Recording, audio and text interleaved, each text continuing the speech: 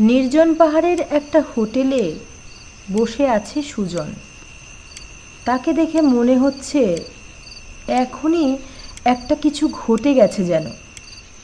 সমস্ত মুখ তার শুকনো আর পাণ্ডুর হয়ে গেছে, চোখগুলো ঢুকে গেছে কোটরে, চোখে মুখে আতঙ্কের ছায়া।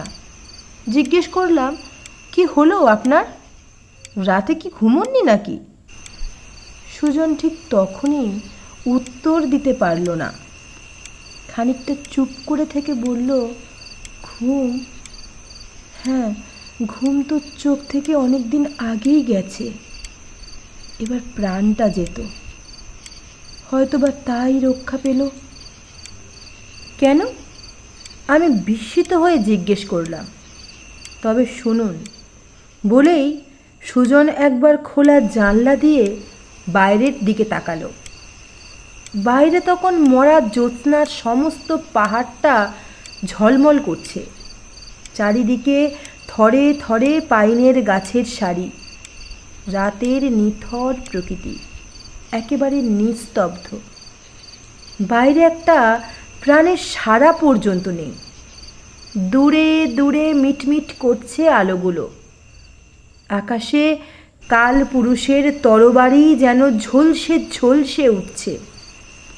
সুজন শুরু করল, এই যে পাহাড় দেখছেন, এর চারদিকে ঘন অরণ্য। আমি এখানে এমনি আসিনি, আমার সঙ্গে আরও 3 জন বন্ধু আছে। তারা বাইরের লনে বসে। আমরা অনেক দিন আগে খবর শুনি আমাদের পাড়ার এক ভদ্রলোক একটা ম্যাপ পেয়েছে, তাতে অনেক গুপ্তধনের খবর আছে। বলেই সুজন চুপ করল, একটু হাসল, তারপর বললে, ভদ্রলোক আমারই কাকা। তিনি বিয়ে টিয়ে করেননি, এইসব অসম্ভব জিনিস নিয়েই আছেন।